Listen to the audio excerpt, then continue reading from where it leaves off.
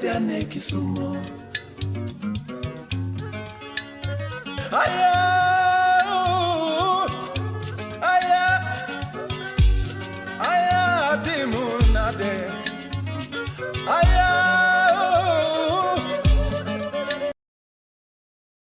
We receive so many cases of teenage pregnancies, girls dropping out of school because of pregnancies and so on and so forth. I would like to ask, as a policy maker, as a chief in that area, what do you do about teenage pregnancies? In my location, we have an organization known as Child Link. So most of the cases to do with children, we normally refer to that organization. Child Link. Yeah. We also, within the location, we have KMET. Some cases go to KMET. And we also have world divisions. So they normally assist in one way or the other.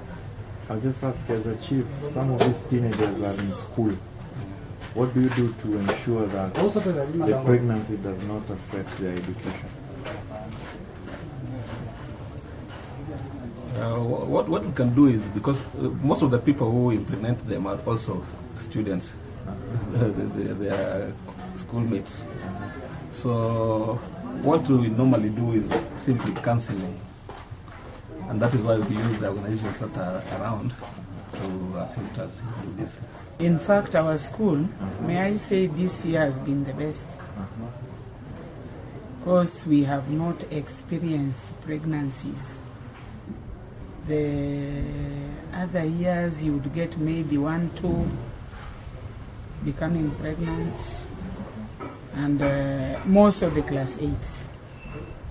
So a few may even, like last year there was one that did exams after delivery.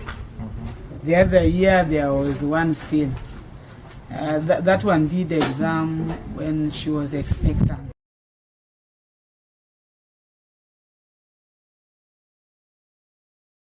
There are so many challenges facing the youths between the ages of 10 to 24, the way you said. So many, first of all, socially, then we come to on a public health perspective.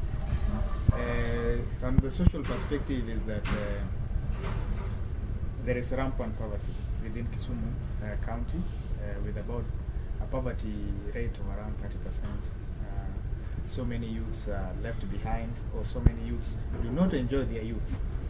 They become adults so fast in their lifetime, or some of them are abandoned, so they take a lot of responsibility at a very young age. So they don't enjoy the transition from a childhood, adolescence to adulthood. So rapid transition, which is not well coordinated, also poses challenges in terms of sexual and reproductive health rights of the youths, because instead of them maturing to become adults, they have already become adults at an age which is not appropriate. That's a social problem that must be dealt by the society and the community at large. But the social problems also transition to the public health perspective, because the youths do not transition well into adulthood. We as healthcare sector, we provide sexual and reproductive health services to adults, okay? And when we provide this to adults, and the youths have not transitioned properly into adulthood, we end up providing services to adults and then forgetting about the youths, because it is the same youths who are adults. So that transition problem is creating a gap within our healthcare system. And we need to do more, especially to identify the youth before they transition into adulthood, so that we provide services to them. So those are the major shortfalls that we have. We've not reached so many youths that we desire to reach because of logistical challenges. Our healthcare system from a long time ago has been designed for the sick and the people who need care. But youths necessarily do not need to be treated. They may just need advice.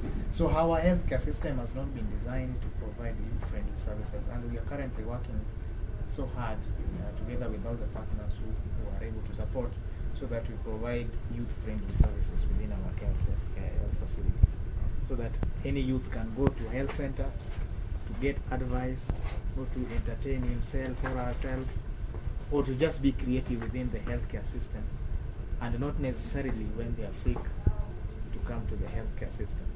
This way we are able to reach so many youths, and we will use unorthodox methods to reach the youths, including health promotion within their communities, in schools, and so on and so forth. This way we will reach as many youths as possible and address their challenges.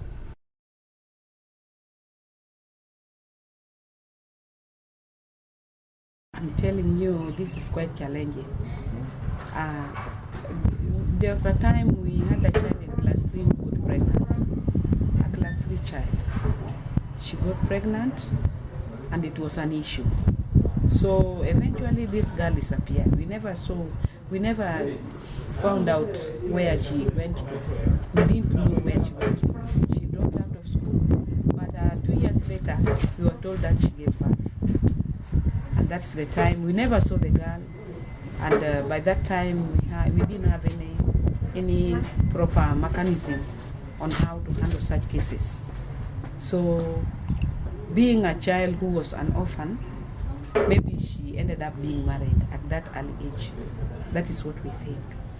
So, what I can say that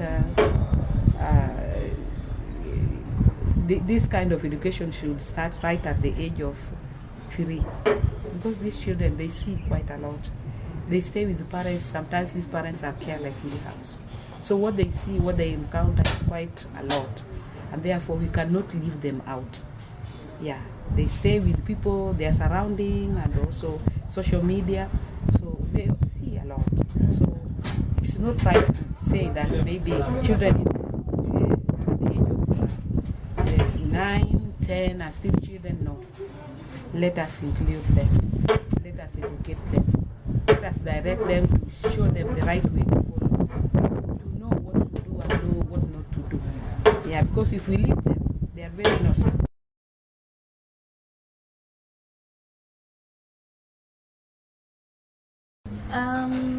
Honestly, I don't know much about family planning methods. Of course, I've conducted my own research. I know some, especially most common ones like the condoms, the implants, the injections. Yes, I just have a general knowledge about them, but I haven't really ventured so much into them so that I get the nitty-gritties about those family planning methods. What do you know about implants? Implants.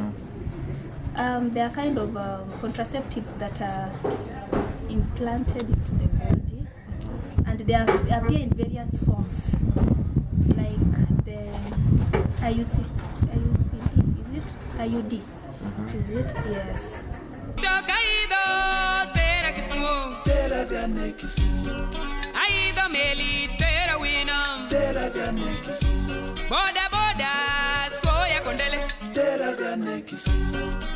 Anna Duaro Kenda, Ongeng Amatera, Anna Duaro Kenda, Ongeng Amatera, Binidong, Jadala, Binidong, Jatelo, Binidong, Slipna, Binidong, Jaturwa, Binidong, Jadala, Binidong, Jatelo, Binidong, Slipna, Binidong, Jaturwa, Binidong, Jadala, Binidong, Jatelo, Binidong, Slipna, Binidong.